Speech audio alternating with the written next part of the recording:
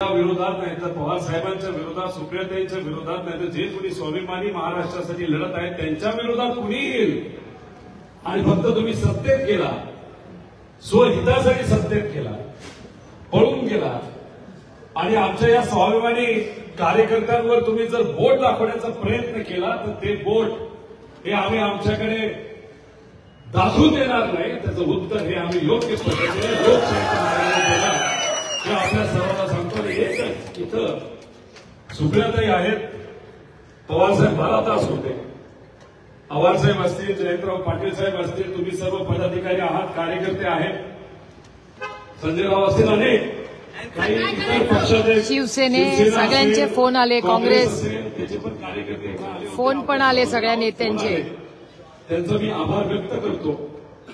फक्त या छोट्या अशा भाषणाच्या माध्यमातून मी फक्त सरकारला एवढंच सांगतो की शेतकऱ्याचे, कष्टकऱ्याचे, युवांचे, विद्यार्थ्यांचे, महिलांचे अनेक प्रश्न प्रलंबित आहेत आणि खऱ्या अर्थाने आपल्या या महाराष्ट्रामध्ये स्वराज्य आणायचं असेल आणि जे सामान्य लोकांना रामराज्य जसं वाटतं ते जर रामराज्य या महाराष्ट्रामध्ये आणायचं असेल तर सामान्य लोकांच्या हितासाठी काम करावं लागेल आणि हे सरकार सामान्य लोकांच्या विरोधात आहे आणि सामान्य लोकांचा आवाज म्हणून आपण सर्वजण लढायचं आहे आणि ते काय उद्यापासून नाही, आजपासून ते लढायचं एवढंच या ठिकाणी आपण सर्वांना सांगतो. तुम्ही आभार त्यासाठी मी मनापासून आपण सर्वांचे आभार व्यक्त करतो आणि तुमच्याबरोबरच पोलीस अधिकारी असतील, इथं मोठ्या संख्येने लोक आली, त्यांना थोडा त्रास झाला असेल त्यांनी तो समजून घेतला, त्यांचे आभार व्यक्त करतो. बीएमसीने सफाई केली, मीडिया मीडिया इथं होतं, त्यांनी सुद्धा सहकार्य केलं.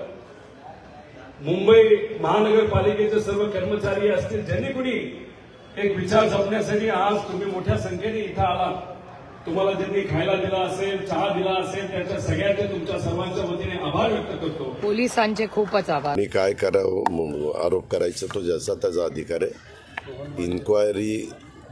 इन्क्वायरीचे अधिकारी ज्यांना असतात ते इन्क्वायरीला बोलवतात, आपण उत्तरं द्यायची असतात. माझी पण ACBने 5 तास चौकशी केली होती, मला चांगलं आठवतंय.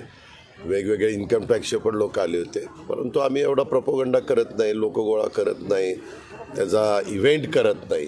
शेवटी जायचं असतं. कितीतरी लोकांना आजपर्यंत बोलवलेलं आहे, कितीतरी लोक गेलीत आणि तिथं चर्चा करून त्या ठिकाणी म्हणजे जे काही प्रश्नांना उत्तर द्यायचे आहेत ते देऊन येतात. आता कोणी काय करावं हा ज्याचा त्याचा अधिकार आहे आणि कुणाकुणाच्या इन्क्वायरीच्या बोलवल्यानंतर कुणी कुठं हजर आहोत तो ज्याचा त्याचा अधिकार आहे. दादा, मात्र आता तुमच्या विरोधामध्ये उघडच बॅनरबाजी जी आहे ती शरद पवार गटाकडून केली जाते की आमचा दादा पळणारा नव्हे तर लढणार आहे. ठीक आहे, अशा पद्धतीचं असं काय आम्हाला माझ्या अंगाला भोकं पडत नाही.